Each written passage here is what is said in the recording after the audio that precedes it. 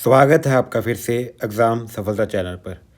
आज हम Indian geography में हमारा नेक्स्ट चैप्टर पढ़ेंगे जिसका नाम क्या है, मिनरल्स, खनिज। ठीक है, ये हमारा इंडियन ज्योग्राफी में लास्ट चैप्टर होगा। ये हमारा इंडियन ज्योग्राफी में लास्ट चैप्टर होगा। इसके बाद अभी हमारा एक और चैप्टर पड़ा जो है हमारा वर्ल्ड ज्योग्राफी। वो वो वर्ल्ड ज्योग्राफी का पार्ट है। ठीक है, इंडियन ज्योग्राफी में ये लास्ट चैप्टर है, मिनरल्स। आज हमारी इंडियन ज्योग्राफी ख़त्म हो जाएगी। चलो स्टार्ट करते हैं मिनरल्स के बारे में। देखो, मिनरल्स मिनरल्स कितने प्रकार के होते हैं। पहले सबसे पहला जो हमारा टॉपिक है वो है मिनरल्स कितने प्रकार के होते हैं। ठीक है, मिनरल्स बेक ये डेफिनेशन वगैरह जो लिखी हुई है ना, यहाँ ये वाली चीज़ हम पढ़ेंगे केमिस्ट्री में। यहाँ पे हमको बस मिनरल्स पता होना चाहिए भी कहाँ पे मिलते हैं इंडिया में और कितने प्रकार के होते हैं। ठीक है, देखो मिनरल्स होते हैं 3 प्रकार के, एक तो मेटेलिक, एक नॉन मेटेलिक, एक एनर्जी। ठीक है, ये 3 प्रकार के होते हैं मिनरल्स। मेटेलिक मिनरल्स कौन से होते हैं? मेटेलिक मिनरल्स वो मिनरल्स होते हैं जिसमें से अगर हम बिजली पास करें तो वो आर पार हो जाएगी। ठीक है, इलेक्ट्रिसिटी पास हो जाती है, उसको क्या बोलते हैं? मेटेलिक मिनरल्स बोलते हैं। नॉन मेटेलिक जिनमें से इलेक्ट्रिसिटी पास नहीं होती। और एनर्जी मिनरल्स कौन से होते हैं? जिसको अगर हम जलाते हैं तो हमको क्या मिलती है? एनर्जी प्रोड्यूस होती है। ठीक है, अब मेटेलिक मिनरल्स में भी आगे 3 प्रकार के मेटेलिक मिनरल्स होते हैं, एक तो फेरस, नॉन फेरस और प्रीशियस। ठीक है, फेरस मतलब जिसमें आयरन प्रेजेंट होता है उसको बोलते हैं फेरस। जैसे फेरस मिनरल्स कौन कौन से हो गए? एक तो आयरन और हो गया, एक मैग्नीज हो गया, निकिल हो गया, कोबाल्ट हो गया। ठीक है, इसमें आयरन प्रेजेंट होता है इसलिए फेरस। नॉन फेरस जिसमें आयरन प्रेजेंट नहीं होता, जैसे क्या हो गया? कॉपर हो गया, लेड हो गया, टिन हो गया, बॉक्साइट हो गया। प्रेशियस जो महंगे महंगे होते हैं और कम मात्रा में मिलते हैं इंडिया में, जैसे गोल्ड, सिल्वर, प्लेटिनम। ये हमारे 3 प्रकार के मेटेलिक मिनरल्स है। ठीक है, अब हम पढ़ते हैं नॉन मेटेलिक मिनरल्स के ऊपर। नॉन मेटेलिक मिनरल्स जो होते हैं उनकी एग्जांपल क्या है? Mica, salt, potash, sulphur, granite, limestone, marble, sandstone. ठीक है, ये सारे हैं नॉन मेटेलिक जिनमें से इलेक्ट्रिसिटी पास नहीं होती। एनर्जी में हम कौन कौन से पढ़ेंगे? एनर्जी में आज हम पढ़ेंगे कोल, पेट्रोलियम, नेचुरल गैस। ठीक है, ये सारे मिनरल्स के बारे में आज हमने पढ़ना है। ये कहाँ पे मिलते हैं हमको इंडिया में, बस इसके ये कहाँ पे इंडिया में मिलते हैं, उनकी क्या यूजेस हैं, इनके बारे में आज हम पढ़ेंगे। चलो अब स्टार्ट करते हैं हम हमारे सबसे पहले मिनरल के साथ। चलो सबसे पहले मिनरल को पढ़ने से पहले हमको कुछ डिस्ट्रीब्यूशन पता होना चाहिए। भारत में खनिजों की वतीरान। ठीक है, distribution of minerals in India. भी हमको जो मिनरल्स हैं वो इंडिया में कहाँ कहाँ मिलते हैं। ठीक है, देखो बेसिकली हमारे इंडिया में 3 बेल्ट हैं। एक तो है गोंडवाना बेल्ट, एक है विंध्या बेल्ट, एक है दरवान बेल्ट। ठीक है, ये 3 बेल्ट में मिलते हैं हमको मिनरल्स। जो विंध्या बेल्ट है इधर पे हमको क्या मिलता है? नॉन मेटेलिक मिनरल्स मिलते हैं। गोंडवाना में कौन से मिनरल्स मिलते हैं? गोल्ड वाले, प्रीशियस होते हैं। और जो दरवाना बेल्ट है इसमें कौन से मिलते हैं? आयरन बेल्ट, आयरन के जो होते हैं हमारी मेटेलिक। ठीक है, दरवाना बेल्ट ये वाली बेल्ट है। ठीक है, ईस्टर्न। और गोंडवाना लैंड कौन सी है? ये वाली जो लैंड है ये गोंडवाना लैंड है। विंध्या से आपको पता है ये ऊपर वाले जो है विंध्या है, इनके बारे में हमने पढ़ा हुआ है। चलो ये 3 बेल्ट हैं, यहाँ पे हमको अलग अलग मिनरल्स मिलते हैं इंडिया में। ठीक है, जो ज़्यादातर हमारे मेटेलिक मिनरल्स है ना, मेटेलिक मिनरल जो हमारे इंडिया में ज़्यादातर मिलते हैं वो कहाँ पे मिलते हैं? पेंसुलर प्लेटू में। ठीक है, पेंसुलर प्लेटू मैंने बताया था ना, पेंसुलर क्या होता है? जो जो ज़मीन तीनों तरफ से किससे घिरी होती है? पानी से। ठीक है, तो ये वाली जो ज़मीन है ये तीनों तरफ से पानी से घिरी हुई है। यहाँ पे हमको क्या मिलते हैं? ज़्यादातर क्या मिलते हैं? मिनरल्स मिलते हैं, मेटेलिक मिनरल्स मिलते हैं। ठीक है, चलो अब देखो छोटा नागपुर पे मिलते हैं हमको ज़्यादातर मिनरल्स। इसीलिए जो छोटा नागपुर है उसको हम किस किस नाम से जानते हैं? उसको जानते हैं रूर प्लेटू के नाम से। रूर प्लेटू के नाम से क्यों जानते हैं? क्योंकि रूर स्टेट है। ठीक है, रूर एक सिटी है, फॉरेन में, जहाँ पे बहुत ज़्यादा मिनरल मिलते हैं। ऐसे जो छोटा नागपुर है उसको रूर प्लेटू के नाम से क्यों जानते हैं? क्योंकि छोटा नागपुर प्लेटू में भी हमको बहुत ज़्यादा क्या मिलते हैं? मिनरल्स मिलते हैं, इसीलिए रूर प्लेटू के नाम से आता है छोटा नागपुर को। ठीक है, अब ये वाला जो लाइन है इंपॉर्टेंट है, इसको हम आगे भी देखेंगे। 97% से ज़्यादा जो कोल रिजर्व है ना, कोयला है 97% से ज़्यादा, वो कहाँ कहाँ मिलता है हमको? वो मिलता है वैलीज ऑफ दामोदर नदी हमने पढ़ी थी, सोन नदी, महानदी और गोदावरी, इनकी वैली से मिलता है हमको 97% से ज़्यादा कोयला। ठीक है, ये कोयले के बारे में पढ़ लिया, मेटालिक के बारे में पढ़ लिया। अब थोड़ा पेट्रोलियम रिजर्व देख लो। पेट्रोलियम रिजर्व कहाँ पे मिलते हैं? पेट्रोलियम रिजर्व मिलते हैं हमको असम में, गुजरात में और मुंबई में। ठीक है, यहाँ पे क्या मिलते हैं? पेट्रोलियम रिजर्व मिलते हैं। ठीक है, अब एक और चीज़, जो ज़्यादातर हमारे मिनरल्स हैं ना वो कहाँ पे मिलते हैं? मैंगलोर और कानपुर की ईस्ट साइड पे।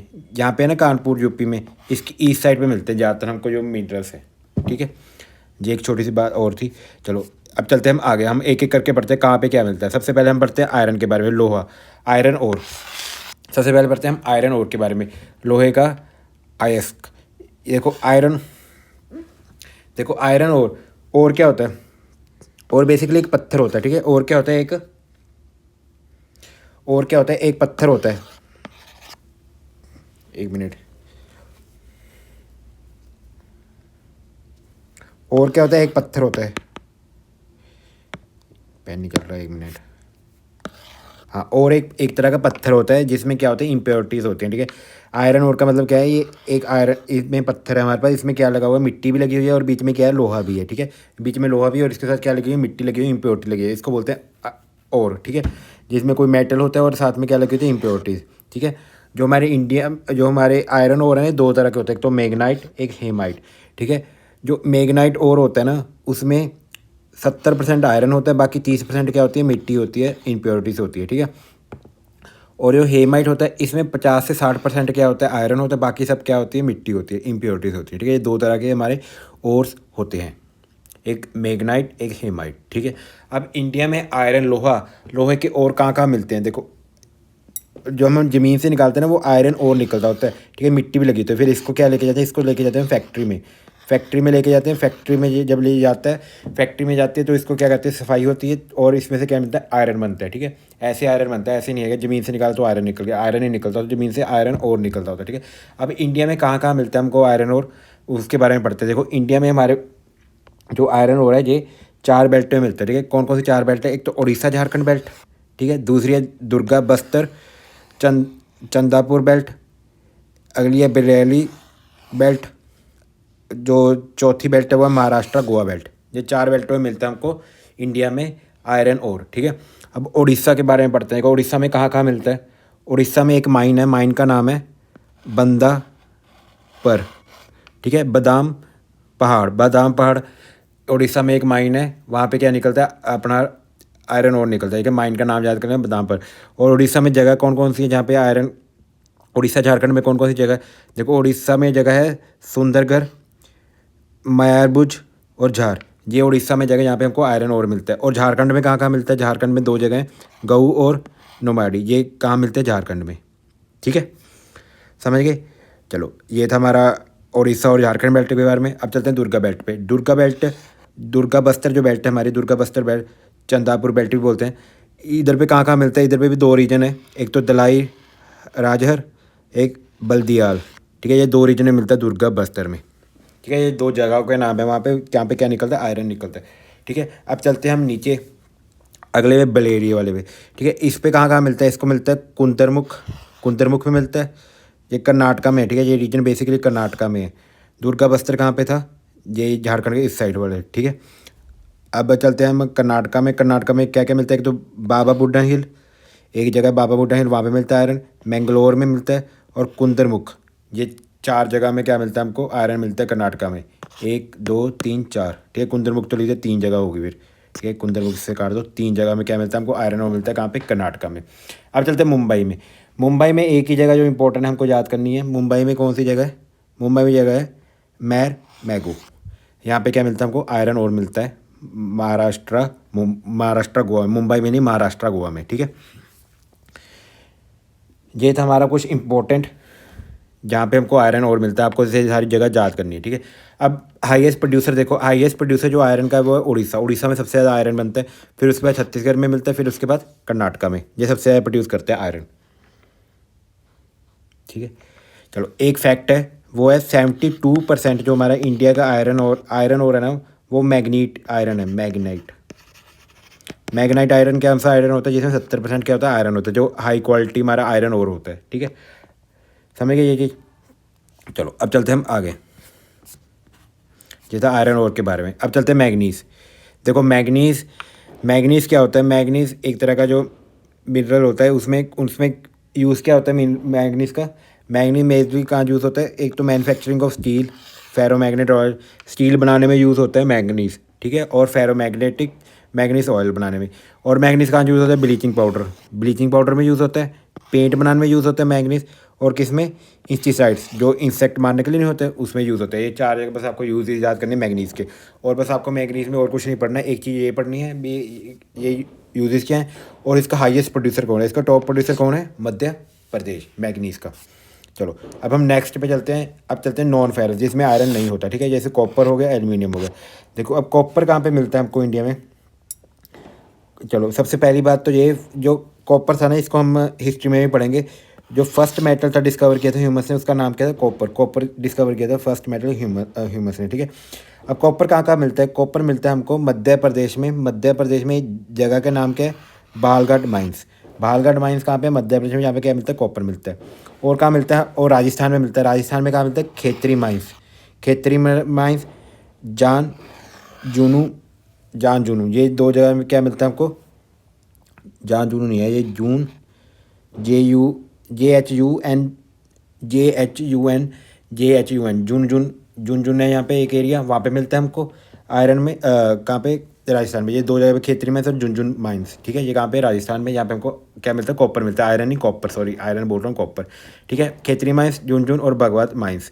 और एक और जगह झारखंड में जहाँ पे हमको कॉपर मिलता है, उसका नाम भी याद है, सिंहभूम डिस्ट्रिक्ट। सिंहभूम डिस्ट्रिक्ट में भी क्या मिलता है हमको, आयरन मिलता है। ये कहाँ पे, झारखंड में, ठीक है। आयरन फिर बोल रहा हूँ, कॉपर, ठीक है, आयरन नहीं कॉपर। कॉपर के बारे में तांबा मिलता है यहाँ पे, ठीक है। ये चार जगह आपको जांच करनी है, तांबा कहाँ कहाँ मिलता है। अगला है एल्यूमिनियम। एल्यूमिनियम, एल्यूमिनियम के ओर को क्या बोलते हैं, एल्यूमिनियम के ओर को बोलते हैं बॉक्साइट। ये याद कर लेना, इंपॉर्टेंट है। एल्यूमिनियम के ओर को क्या बोलते हैं, बॉक्साइट, जिसमें क्या होती है, इम्प्योरिटीज होती हैं, ठीक है। फिर उसमें से एल्यूमिनियम होता है। एल्यूमिनियम क्या कर लेते हैं, हम निकाल लेते हैं। बॉक्साइट, ये बॉक्साइट का और होता है, इसमें एल्यूमिनियम होता है, साथ में क्या लगती है, मिट्टी लगी होती है, ठीक है। बॉक्साइट क्या है, और है एल्यूमिनियम का, ठीक है। चलो प्राइमरी और क्या है, बॉक्साइट। जो एल्यूमिनियम होता है ना, ये बहुत लाइट वेट मेटल होता है, ठीक है। इसलिए जो हमारे एरोप्लेन बनते हैं, जहाज वगैरह, उसमें यूज़ होता है एल्यूमिनियम, ठीक है। इंडिया में सबसे लार्जेस्ट प्रोड्यूसर कौन है एल्यूमिनियम का, बॉक्साइट का, उड़ीसा। ये याद कर लेना, सबसे लार्जेस्ट प्रोड्यूसर कौन है, उड़ीसा। अब इंडिया में मिलता कहाँ कहाँ है एल्यूमिनियम, एक तो अमरकंटक प्लेट्यू, अमरकंटक के प्लेट्यू के पास मिलता है हमको ये सारा एल्यूमिनियम के बॉक्साइट, ठीक है। अमरकंटक प्लेट्यू के पास। और कहाँ मिलता है, पंचमताली हिल्सैक डिपॉजिट। पंचमताली हिल्सैक कहाँ पे, उड़ीसा में, यहाँ पे मिलता है। और बिलासपुर कटानी, ये तीन जगह पे क्या मिलता है हमको, ये तीन जगह पे हम क्या मिलता है हमको, एल्यूमिनियम मिलता है, ठीक है। इनको देख लेना। लार्जेस्ट प्रोड्यूसर अगर हम ओवरऑल वर्ल्ड की बात करें तो ऑस्ट्रेलिया लार्जेस्ट प्रोड्यूसर है किसका, एल्यूमिनियम का। ऑस्ट्रेलिया लार्जेस्ट प्रोड्यूसर है एल्यूमिनियम। ये तीन जगह मिलता है, अमरकंटक के प्लेटू के पास ही मिलता है सारा, ठीक है। एल्यूमिनियम जो हमारा है, एक तो पंच पाटमली और बिलासपुर खेतनी, ये तीन जगह पे क्या मिलता है हमको, एल्यूमिनियम मिलता है, ठीक है। सबसे ज़्यादा कहाँ मिलता है हमको, उड़ीसा में मिलता है। कहाँ, पंच पाटमली, ठीक है। ये था एल्यूमिनियम के बारे में। अब चलते हैं नेक्स्ट, गोल्ड। गोल्ड, सोना। अब प्रीशियस मेटल्स पे आ गए, ठीक है, जो महंगे मेटल है। अब गोल्ड के बारे में टॉप मोस्ट प्रोड्यूसर कौन है, चाइना है। उसके बाद कौन है, ऑस्ट्रेलिया। सबसे ज़्यादा गोल्ड किसके पास है, चाइना के पास है। दूसरे नंबर पे ऑस्ट्रेलिया के पास है। अब इंडिया में टॉप मोस्ट प्रोड्यूसर कौन है, कर्नाटका। इंडिया में टॉप मोस्ट प्रोड्यूसर कौन है, कर्नाटका। कर्नाटका में सबसे ज़्यादा, ठीक है। अब कर्नाटका में कौन कौन सी माइल्स हैं, एक तो है कोलार गोल्ड फील्ड माइन। आपने KGF मूवी देखी होगी, वो इसी पे बनी हुई है, ठीक है। अभी तो ये यहाँ पे निकलता नहीं आयरन, क्योंकि अभी यहाँ पे निकलता नहीं है सोना, क्योंकि इसमें पैसे ज़्यादा लग जाते हैं यहाँ पे सोना निकालने के। अभी यहाँ का सोना सारा ख़त्म हो गया KGF का, ठीक है। KGF अगली जो है कर्नाटका में, वो है हुटी गोल्ड फील्ड, ठीक है। एक है हमारी आंध्र प्रदेश में, उसका नाम क्या है, उसका नाम है रामगिरी। ये सारी हमारी माइंस हैं। और यहाँ पे क्या मिलता है, गोल्ड निकलता है हमारा इंडिया में। ये आपको याद करनी है, एक दो तीन जगह, तीन जगह सबकी याद करनी है, ठीक है। अब माइका, ठीक है, अपने नॉन मेटल पे पहुँच गए।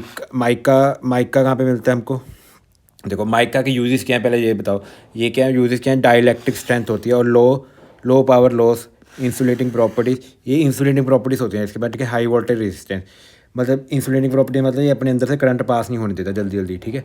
इसीलिए हमको इसको कहाँ यूज़ करते हैं, इलेक्ट्रिक जो हमारे सामान है वहाँ पे इलेक्ट्रिक इंस्ट्रूमेंट बनाने में, ठीक है। किसका, माइका का। इसकी डाइलेक्ट्रिक स्ट्रेंथ भी होती है। डाइलेक्ट्रिक क्या होता है, सेमीकंडक्टर होता है, जिसको हम पढ़ेंगे जब हम पढ़ेंगे केमिस्ट्री। डाइलेक्ट्रिक स्ट्रेंथ अभी यहाँ पे याद कर लो।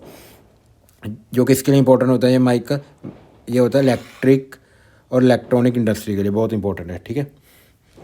अब माइका की जो डिपॉजिट है वो कहाँ कहाँ है, देखो सबसे ज़्यादा जो माइका वो कहाँ मिलता है हमको, वो मिलता है हमको छोटा नागपुर प्लेटू में, नॉर्दर्न एज ऑफ छोटा नागपुर प्लेटू, छोटा नागपुर प्लेटू इधर है, इसका जो नॉर्दर्न एज है वहाँ पे क्या मिलता है हमको, माइका मिलता है, ठीक है। और कहाँ मिलता है, राजस्थान अजमेर, अजमेर है राजस्थान में, अजमेर में मिलता है हमको माइका। और कहाँ मिलता है, आंध्र प्रदेश में है नीलोर माइका बेल्ट, ये आंध्र प्रदेश में, ठीक है, ये भी आपको पता होनी चाहिए। एक और है झारखंड में, ठीक है, ये सबसे ज़्यादा कहाँ मिलता है माइका, वो मिलता है झारखंड में। कहाँ पे, कोंडरमा, गाया, हजारी बाग बेल्ट, ये कहाँ पे है, झारखंड में, जहाँ पे सबसे ज़्यादा माइका मिलता है, ठीक है। ये आपको 4 जगह यहाँ की याद करनी है। सबसे ज़्यादा कहाँ मिलता है, लीडिंग प्रोड्यूसर कौन है माइका का, झारखंड, ये भी आपको पता होना चाहिए, ठीक है, ये भी आपको पता होना चाहिए। चलो, कहाँ कहाँ मिलता है ये आपको याद करने है बस। अब चलते हैं हम नेक्स्ट पे। नेक्स्ट हमारा यही था, ठीक है, ये हमने सारे उनके बारे में पढ़ लिया। अब नॉन मेटेलिक में हमने रॉक मिनरल्स भी पढ़े थे ना, जैसे लाइमस्टोन भी क्या है, नॉन मेटेलिक है ना। लाइमस्टोन होता क्या है, ये हमने पढ़ा हुआ क्या है, सेडिमेंट्री रॉक है। सेडिमेंट्री रॉक कैसे बनते हैं आप मुझे भी कमेंट करके बताना, ठीक है। ये लाइमस्टोन में होता क्या है, कैल्शियम कार्बोनेट और मैग्नीशियम कार्बोनेट, ये भी मैंने बताया था। जो उनकी हड्डियाँ थी, उन हड्डियों में कैल्शियम कार्बोनेट होता है, जिससे क्या बनता है, हमारा लाइमस्टोन बनता है, ठीक है। चलो, लाइमस्टोन यूज़ कहाँ पे होता है, लाइमस्टोन के क्या यूजेस हैं, ये रॉ मटेरियल यूज़ होता है किसमें, सीमेंट बनाने में यूज़ होता है, और आयरन और की स्मेल्टिंग में यूज़ होता है, ठीक है। आयरन और की स्मेल्टिंग में और सीमेंट बनाने में क्या यूज़ होता है, चूना का पत्थर, ठीक है। चूने का पत्थर कहाँ यूज़ होता है, सीमेंट फैक्ट्री में और स्मेल्टिंग ऑफ आयरन ओर में, ठीक है। चलो, ये था हमारा लाइमस्टोन के बारे में। अब जो नेक्स्ट हमारा मिनरल रह गया वो है डायमंड। डायमंड, हीरा कहाँ पे मिलता है, इंडिया में सिर्फ एक जगह ही हीरा मिलता है, ये भी इंपॉर्टेंट क्वेश्चन है, ठीक है। इंडिया में हीरा कहाँ मिलता है ये आपको याद करना है, ये इंपॉर्टेंट है बहुत। मध्य प्रदेश में मिलता है हीरा, कहाँ पे, मध्य प्रदेश में ये जगह है पाना में मिलता है हमको हीरा। ये ओनली स्टेट है जो हीरा प्रोड्यूस करते हैं इंडिया में, ठीक है।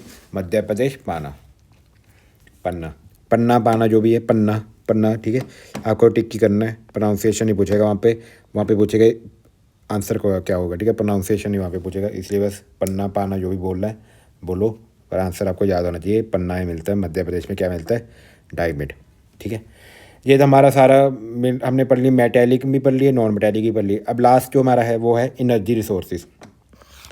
देखो, एनर्जी जो हमारे सोर्सेज होते हैं ना, जहाँ से एनर्जी प्रोड्यूस होती है, 2 तरह के होते हैं, कन्वेंशनल सोर्स होते हैं, एक नॉन कन्वेंशनल। कन्वेंशनल कैसे, कन्वेंशनल होते हैं जो पुराने, कन्वेंशनल का मतलब होता है जो पुराने सोर्सेज चले आ रहे हैं, और नॉन कन्वेंशनल मतलब जो अभी नए हैं, न्यू करना है, ठीक है।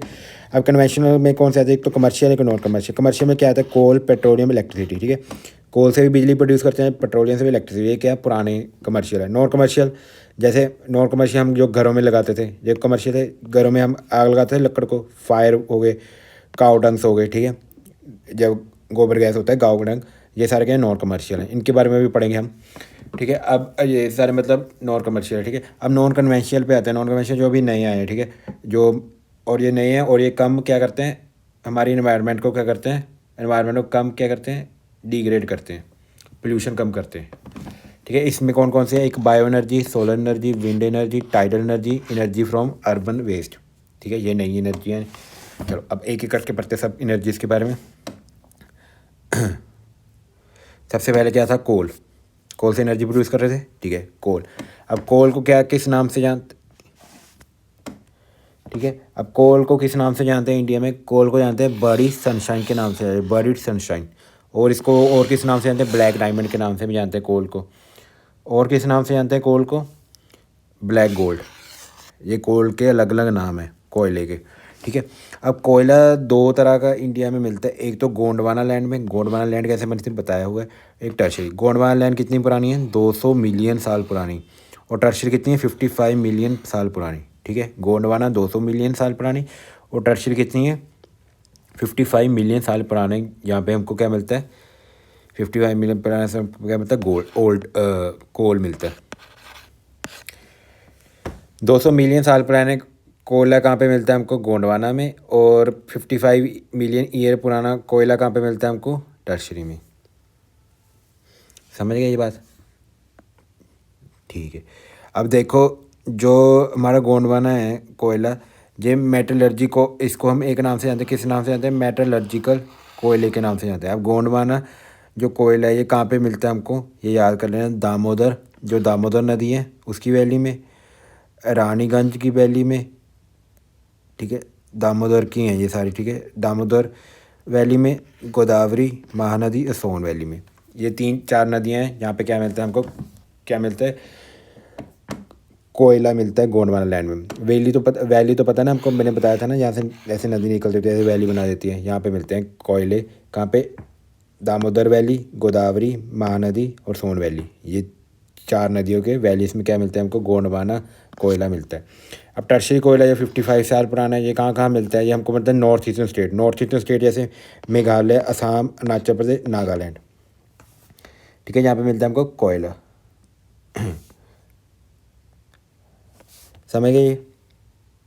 चलो, अब सबसे ज़्यादा जो हाईएस्ट प्रोड्यूसर है इंडिया में कौन है, वो हाईएस्ट प्रोड्यूसर है छत्तीसगढ़। उसके बाद कौन है, उड़ीसा। हाईएस्ट प्रोडक्शन कहाँ पे होती है, छत्तीसगढ़। फिर सेकंड नंबर पे कहाँ पे होते हैं, उड़ीसा में, ठीक है। अब देखो कोल माइंस कहाँ क्या है इंडिया में, ये आपको याद कर लेना। एक तो झरिया, झरिया माइल है, ये कहाँ पे है, झरिया, ये झारखंड में है, ठीक है। झरिया कहाँ पे, झारखंड में। अगला है झारखंड में, अगला है बोकारो, ये भी कहाँ पे है, ये भी झारखंड में, ठीक है। बोकारो भी झारखंड में। उसके अगली जो है वो है रानीगंज, ये आपको माइंस नाम याद करने, ठीक है। रानीगंज माइंस कहाँ पे है, ये हमारी वेस्ट बंगाल में। रानीगंज कहाँ पे, वेस्ट बंगाल में। उसके बाद है तलैचर माइन कहाँ पे, ये है हमारी उड़ीसा में, ठीक है। 1 2 3 4 माइंस होगी हमारी कोयले की। अगली माइन है सिंगगरीन, सिंगरनीम जो माइल है, ये कहाँ पे हमारा, ये हमारा तेलंगाना में, ठीक है। उसके बाद जो हमारे तमिलनाडु में कौन सी है कोयले की माइन, वो है नीवाली, ठीक है। ये कहाँ पे है, नया वैली कहाँ पे, तमिलनाडु में, जो कोयले की माइन है, ठीक है। ये है इंपॉर्टेंट कोयले की माइन। एक और कोयले की माइन है जो एमपी में, इधर लिखी नहीं हुई वो, उसका नाम क्या है, कोराबा, KORBA। ये कहाँ पे है, कोराबा, ये है एमपी में, ठीक है। एमपी छत्तीसगढ़ के एमपी में नहीं है ये छत्तीसगढ़ में है कोराबा, ठीक है। एमपी में कोई नहीं है, छत्तीसगढ़ में। इसको भी आपने याद करना है। ये सारी कोयल माइन आपको याद करनी है। कहाँ पे, 1 2 3 4 5 6 7, ये 7 कोयल माइन आपको याद होनी चाहिए भी, कोयला कहाँ कहाँ, कौन कौन सी माइन से कहाँ कहाँ निकलता है, ठीक है। चलो, माइंस पता है ना, वो जो जैसे ये हमारी अर्थ है, इसके अंदर कैसे ऐसे डीप हम क्या जाते हैं, और यहाँ पे क्या बनती है, गुफाएं होती हैं, गुफाएं जिसके अंदर से हम कोयला निकालते हैं। इसी जो गुफाएं होती हैं इनको माइंस बोलते हैं, ठीक है। ये माइंस है हमारे इंडिया में, जहाँ से क्या निकलता है, कोयला निकलता है। अब कितने प्रकार का कोयला होता है वो भी आपको पता होना चाहिए। कोयला बेसिकली 4 प्रकार का होता है, ठीक है। कोयला 4 प्रकार का होता है, जिसमें कार्बन जो है सबसे ज़्यादा होएगा वो कोयला सबसे अच्छा होगा, ठीक है। और जिसमें पानी मॉइस्चर से कम होएगा वो भी कोयला अच्छा होगा, जिसमें पानी कम होगा। और क्लैरिफिक वैल्यू मतलब जिसको आग लगाने में जिसमें सबसे ज़्यादा हीट निकलेगी वो सबसे अच्छा कोयला होएगा, ठीक है। सबसे अच्छा जो कोयला होता है वो होता है एंथ्रासाइट जो कोयला है सबसे अच्छा कोयला होता है, ठीक है। इसमें 80 से 90% क्या होता है, 80 से 90% कार्बन होता है, ठीक है। सबसे अच्छा कोयला होता है ये। दूसरे नंबर पे जो कोयला आता है वो होता है बिटिमस में कितना कोयला होता है, 70 से 80% क्या होता है, कार्बन होता है, ठीक है। 70 से 80%, समझ गए। अगला है लिग्नाइट उससे कम होता है, 50 से 70%। सबसे कम किस में होता है, पिट में, 50% से लेस, ठीक है। जो हमारा लिग्नाइट कोयला है इसको ग्रेट ब्राउन कोयले के नाम से भी जानते हैं, ठीक है। ग्रेट ब्राउन कोयले के नाम से भी। जो हमारा नेवली अभी पढ़े थे ना, नेवैली तमिलनाडु में, वहाँ पे हमको लिग्नाइट कोयला ही मिलता है। अर्सेटाइट कोयला नहीं मिलता हमको, लिग्नाइट कोयला ही मिलता है हमको इंडिया में ज़्यादातर, ठीक है। ये था हमारा कोयले के बारे में। सबसे बेकार होता है पिट, फिर उसके अच्छा होता है लिग्नाइट, फिर बिटुमस, सबसे अच्छा होता है एंथ्रासाइट, ठीक है। इसको ऐसे ABCD से याद कर लो। सबसे पहले A आता है, फिर B आता है, फिर ABCDEFGHIJKL, फिर L आता है, फिर M आता है, फिर P आता है, ठीक है। ऐसे ABCD से याद कर लो, ठीक है। सबसे एंथ्रासाइट, बिटुमस, लिग्नाइट और पिट। इंडिया में कौन सा मिलता है, लिग्नाइट मिलता है। कहाँ पे, तमिलनाडु, नवेली में, ठीक है। ये सारी आपको कोयल माइंस याद करनी है। ये था कोयले के बारे में। अब पढ़ते हैं हम पेट्रोल के बारे में। देखो पेट्रोल तो आपको पता ही गाड़ियों में डलता है जो, ठीक है। पेट्रोल तो आपको पता ही है गाड़ियों में डलता है। देखो petrol found in anticline and fault trap, ठीक है। फॉल्ट के बारे में हमने पढ़ा हुआ है ना। फॉल्ट क्या होते हैं, जो दरारें होती हैं पत्थरों के बीच में, वहाँ पे क्या मिलता है हमको, क्या मिलता है, पेट्रोल मिलता है, ठीक है। अब इंडिया में मेजर कहाँ कहाँ मिलता है, एक तो मुंबई में मिलता है, मुंबई है एक, गुजरात, एक असम। ये है मेजर जहाँ पे इंडिया में क्या मिलता है, यहाँ पे इंडिया में पेट्रोल मिलता है, ठीक है। अकलेश्वर जो है मोस्ट इम्पोर्टेंट फील्ड है यहाँ पे गुजरात में, यहाँ पे क्या मिलता है, सबसे ज़्यादा पेट्रोल मिलता है, ठीक है, एक्का ग्लेशियर में। असम में जो है ओल्डेस्ट ऑयल प्रोडक्शन, ठीक है, ओल्डेस्ट ऑयल प्रोड्यूसिंग स्टेट है Assam. Oldest oil producing state कौन सी है, असम है, ठीक है। क्या इसमें एक डिस्ट्रिक्ट है, किस नाम से, डिगबोई। डिगबोई डिस्ट्रिक्ट असम में, वहाँ पे क्या है हमारा पेट्रोलियम की ओल्डेस्ट क्या है, ओल्डेस्ट रिफाइनरी, ठीक है। ओल्डेस्ट प्रोड्यूसिंग स्टेट है हमारी असम। समझ गए। अब कोई पेट्रोल निकलता कैसे है, देखो पेट्रोल क्या होता है, हल्का होता है ना, ऐसे पानी होता है, पानी के ऊपर होता है पेट्रोल हमेशा, ठीक है। ऑयल पानी के ऊपर होता है, पेट्रोल नहीं निकलता होता, अंदर से निकलता है क्रूड ऑयल। फिर उसकी हम करते हैं डिस्टिलेशन, अंदर से क्या निकलेगा, क्रूड ऑयल निकलेगा, ठीक है। मिट्टी का दे उसको फिर क्या करेंगे, डिस्टिलेशन करेंगे। डिस्टिलेशन के बाद हम अलग अलग कर लेते हैं, पेट्रोल निकल जाए, डीजल निकल जाए, कैरोसिन निकल जाए, एलपीजी निकल जाती है अलग अलग, ठीक है। ये क्रूड ऑयल निकल जाएगा नीचे से। कैसे निकलता है, ये पानी होता है, पानी के ऊपर होता है क्रूड ऑयल, यहाँ से निकलता है। और उसके ऊपर एक गैस भी होती है, गैस बन जाती है, ठीक है। गैस लाइटर होती है, इसी को बोलते हैं हम नेचुरल गैस। इसी को क्या बोलते हैं, नेचुरल गैस बोलते हैं। लाइटर होती है, ये सबसे ऊपर गैस होती है। ऑयल क्या होता है, जैसे हम पानी के ऊपर अगर हम तेल डालेंगे तो तेल ऊपर तैरने लग जाएगा ना, तो ऐसे ही जो पेट्रोल है वो पानी के ऊपर तैरता है, ठीक है। ऐसे हमारे वेल से लगे होते हैं, यहाँ से क्या निकलता है हमारा पेट्रोलियम, ठीक है। चलो आगे चलते हैं। अब हम ये आपको डिग बॉय याद करनी है, ठीक है। डिग बॉय इंपॉर्टेंट है, डिग बॉय जो हमारी रिफाइनरी है ना, फर्स्ट ऑयल रिफाइनरी, इसको याद करना है। और रिफाइनरीज भी हमारी इधर लिखी नहीं हुई, चलो मैं यहाँ पे लिख रहा हूँ रिफाइनरी, ठीक है, इसको भी आपको याद करना है। एक तो आंध्र प्रदेश में रिफाइनरी है, उसका नाम क्या है, टाटी टाटी पाका टाटी पाका रिफाइनरी है, ये आंध्र प्रदेश में। ये भी आपको याद करनी है, यहाँ से क्या निकलता है हमारा ऑयल निकलता है, ठीक है। बस ये वाली याद कर लेना, एक टाटी पाका आंध्र प्रदेश में, बाकी तो आपने देख ही ली। चलो अब चलते हैं हम नेक्स्ट पे, जो है हमारी नेचुरल गैस, ठीक है। नेचुरल गैस क्या होती है, बेसिकली मीथेन को ही हम नेचुरल गैस, मीथेन इसका प्राइमरी क्या होता है, कंपोनेंट है, 70 से 80 90% क्या होती है इसमें, मीथेन होती है किसमें, नेचुरल गैस में। अब नेचुरल गैस क्या होती है, इन्वायरमेंट फ्रेंडली होती है, क्योंकि ये लो क्या करती है, कार्बन डाइऑक्साइड छोड़ती है जब इसको हम जलाते हैं, ठीक है। ये फ्यूल की तरह यूज़ कर सकते हैं, पावर और रॉ मटेरियल, इसको हम फ्यूल की तरह भी यूज़ कर सकते हैं, रॉ मटेरियल भी यूज़ करते हैं, कहाँ पे, फर्टिलाइज़र में, ठीक है। आपने देखा होगा ना CNG गैसेज, वो उसमें मीथेन ही होती है, यही नेचुरल गैस ही होती है CNG गैस में, ठीक है। मेजर रिजर्वॉयर्स कहाँ पे है नेचुरल गैस के इंडिया में, ये आपको याद करना है, कृष्णा गोदावरी, मुंबई हाई और कैम्बे बेसन, ये 3 जगह पे क्या है, मेजर हमारे नेचुरल गैस के क्या है, मेजर नेचुरल गैस के हमारे सोर्सेज हैं, ठीक है।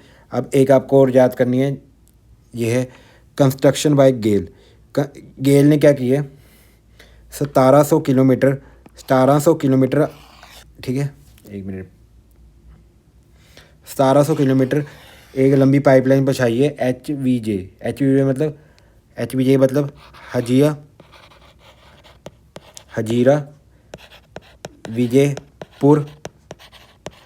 विजयपुर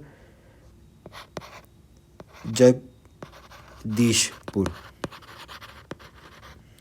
ठीक है।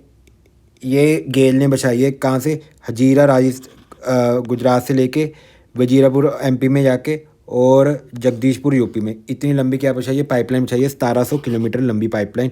ये किसको लिंक करेगी, मुंबई हाई जो हमारी पेट्रोलियम है और natural gas to fertiliser power plant, ठीक है। यहाँ पे क्या लगे हुए हैं, फर्टिलाइज़र पावर प्लांट लगे हुए हैं, जहाँ फर्टिलाइज़र पावर प्लांट है, यहाँ तक क्या बुझाएगी, हमारी नेचुरल गैस बुझाएगी। कौन, ये कंस्ट्रक्शन की है गेल ने, पाइपलाइन बिछाई है, ठीक है, बेसिकली गेल ने बिछाई है, ठीक है। ये याद कर लेना, HVJ पाइपलाइन किसने बिछाई है, गेल ने बिछाई है। मुंबई ऐसे क्या निकलता है, नेचुरल गैस, ताकि जो यहाँ पे क्या निकल रहे हैं हमारे, जहाँ पे फर्टिलाइज़र बनने हैं, फर्टिलाइज़र बनाने के लिए हमको क्या चाहिए, नेचुरल गैस चाहिए, तो यहाँ पे ये पाइपलाइन बिछाई है गेल ने, ठीक है। HVJ हजिया विजयपुर जगदीशपुर पाइपलाइन, ठीक है। समझ गए नेचुरल गैस के बारे में। चलो ये था हमारा नेचुरल गैस जो हमारे कन्वेंशनल थे। अब हम चलते हैं नॉन कन्वेंशनल रिसोर्सेज, ठीक है। Non conventional electric and nuclear energy, ठीक है। देखो सबसे पहले पढ़ेंगे डैम के बारे में, हमने अभी पढ़ के आए हैं, डैम्स वाले चैप्टर में अच्छे से पढ़ा था, ठीक है। हाइड्रो पावर कैसे बनाते हैं, डैम जब घूमते हैं तो उससे चक्की घूमती है, उससे क्या घूमता है, इलेक्ट्रिसिटी आती है, आपको पता ही है, हमने पढ़ा भी हुआ है, ठीक है। एक होते हैं इलेक्ट्रिसिटी कैसे प्रोड्यूस होती है, थर्मल, ये है हमारे नॉन कन्वेंशनल। थर्मल कैसे, कोयले को आग लगाते हैं, फिर उससे क्या बनता है, जब कोयले को आग लगाते हैं उससे क्या निकलेगा, धुआं निकलेगा। जब धुआं निकलेगा ना, इसको ना ऐसे पाइप में प्रेशर से मारते हैं, फिर यहाँ पे क्या लगी होती है, चक्की लगी, जिससे क्या घूमता है, जनरेटर घूमता है और इलेक्ट्रिसिटी आती है। ये होती है थर्मल इलेक्ट्रिसिटी, ठीक है। चलो, ये थे हमारे इलेक्ट्रिसिटी एंड इलेक्ट्रिसिटी के बारे में, ठीक है। अब हम पढ़ते हैं न्यूक्लियर पावर। न्यूक्लियर इलेक्ट्रिसिटी भी ऐसे ही बनती है, न्यूक्लियर फिजन करते हैं हम, ठीक है। न्यूक्लियर फिजन में क्या होती है, फिर वहाँ से हीट निकलती है, बहुत ज़्यादा क्या निकलती है, हीट निकलती है।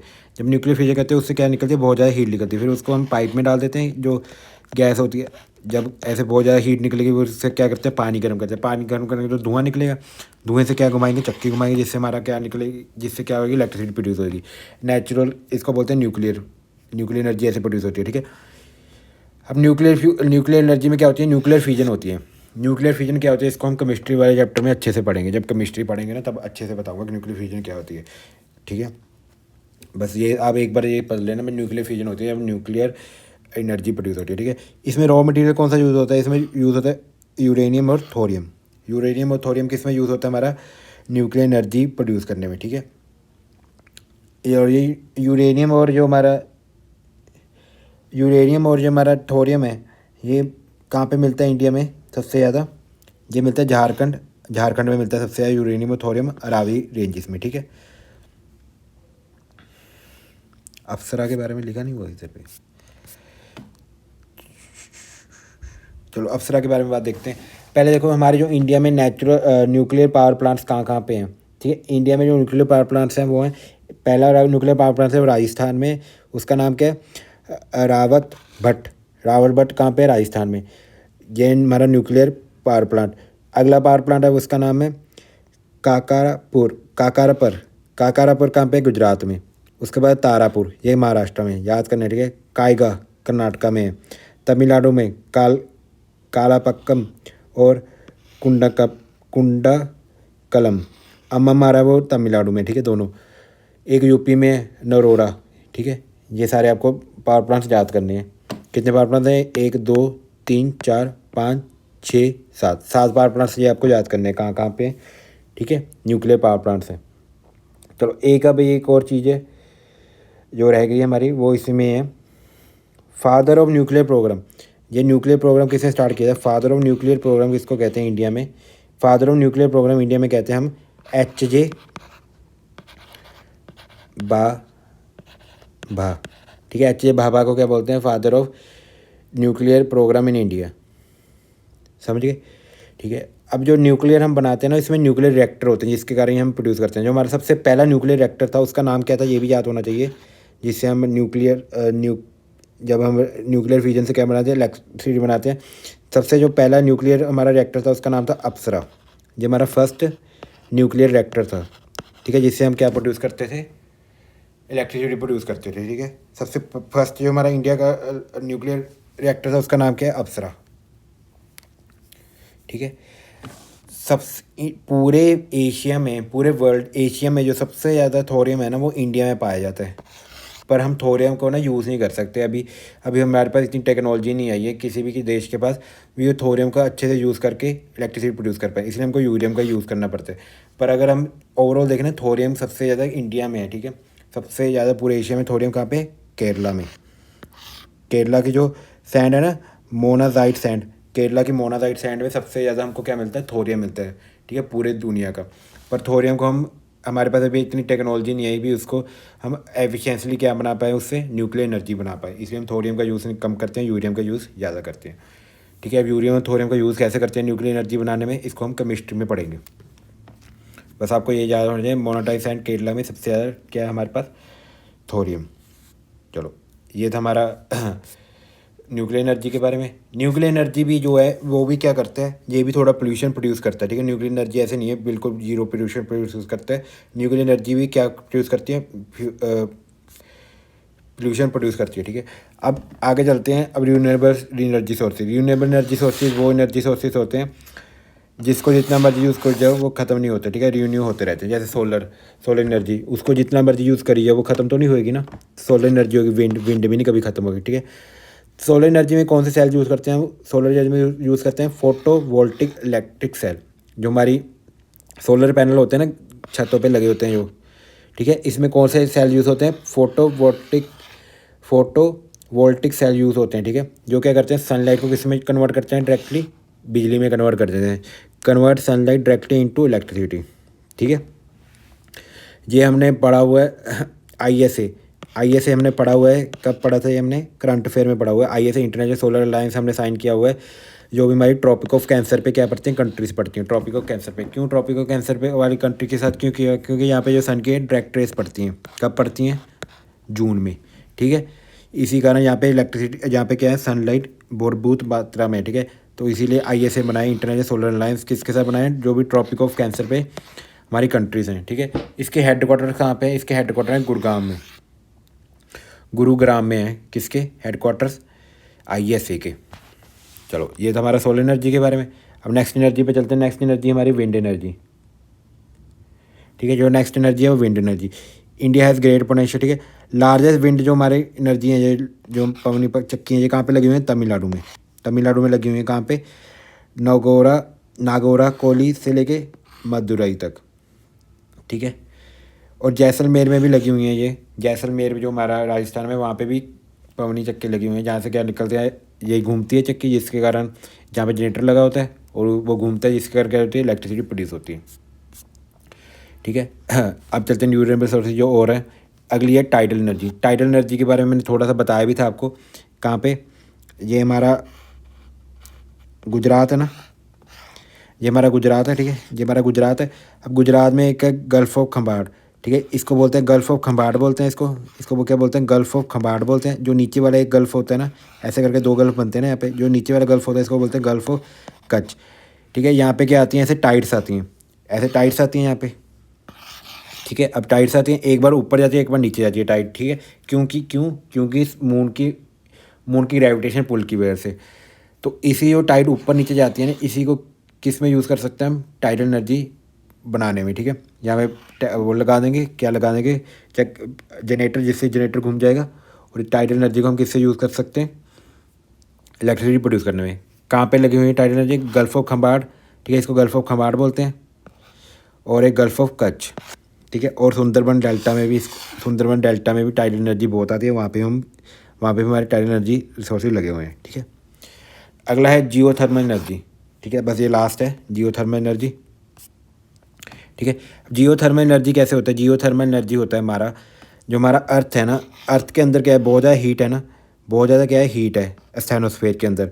अब क्या, कई बार क्या होता है ना, ऐसे हीट जो है ऊपर आ जाती है, पानी तक आ जाती है, जिसके कारण पानी क्या होता है? बहुत ज़्यादा गर्म हो जाता है। और फिर यहाँ से क्या निकलती है? पानी बहुत गर्म निकलता है और भापें निकलती हैं। जो ये भाप है, इसको हम किस में यूज़ कर सकते हैं? इलेक्ट्रिसिटी प्रोड्यूस करने में। इसी को बोलते हैं जियोथर्मल एनर्जी।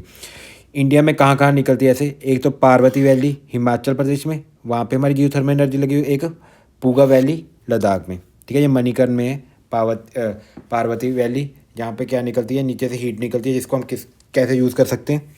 इलेक्ट्रिसिटी प्रोड्यूस करने में। और एक कहाँ निकलती है हीट? पूगा वैली लद्दाख में।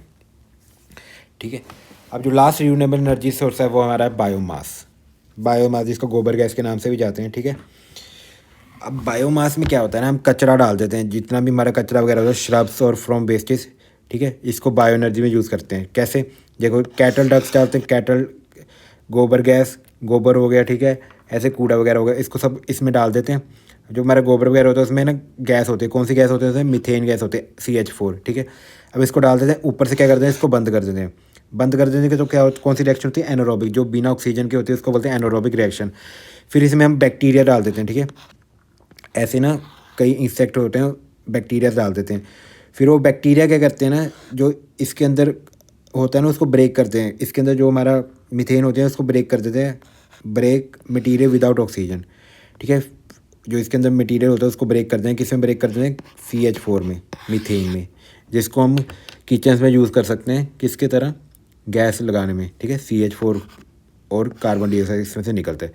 ठीक है, इसमें बैक्टीरिया डालते हैं जो कि इसको तोड़ देते हैं ऑक्सीजन की, इसको किस में तोड़ देते हैं? CH4 में, मीथेन में, जिसको हम किस में यूज़ कर सकते हैं?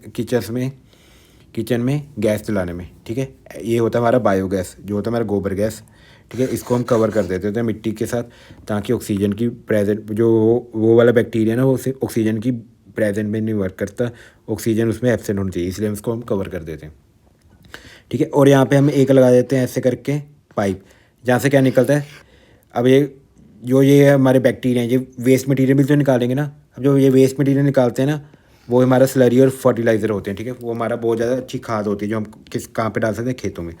ये होता है गोबर गैस प्लांट, ऐसे होता है हमारा गोबर गैस प्लांट, ठीक है। किससे बनता है? कैटल डंग से, ठीक है। समझ गए बायोगैस से हम कैसे एनर्जी प्रोड्यूस करते हैं, ठीक है। चलो, यही था हमारा मिनरल्स चैप्टर के बारे में, ठीक है। इसमें हमने मिनरल्स चैप्टर के बारे में पढ़ा और रिन्यूएबल एनर्जी के बारे में पढ़ा, ठीक है। और यहाँ पे था हमारा लास्ट चैप्टर इंडियन ज्योग्राफी का, ठीक है। अभी हमारा एक चैप्टर पढ़ा है, वो है वर्ल्ड मैप। वो इंडियन ज्योग्राफी में नहीं है, वो हम पढ़ेंगे फिजिकल ज्योग्राफी में करेंगे, ठीक है। हमारी इंडियन ज्योग्राफी आज से ख़त्म होती है, ठीक है। अभी हम वर्ल्ड ज्योग्राफी, कल एक और चैप्टर लगेगा आपका वर्ल्ड ज्योग्राफी का, जिसमें वर्ल्ड मैप के बारे में पढ़ेंगे, ठीक है। फिर हम मंडे से देखते हैं नया सब्जेक्ट स्टार्ट करेंगे, ठीक है। ओके, थैंक यू, आज के लिए इतना ही था। आई होप का ये वीडियो अच्छी लगी होगी। अगर आपको ये लेक्चर अच्छा लगे तो लाइक करना मत भूलना और चैनल को सब्सक्राइब करना मत भूलना और अपने दोस्तों के साथ शेयर करना मत भूलना। ओके, थैंक यू, मिलते हैं कल इसी टाइम पे।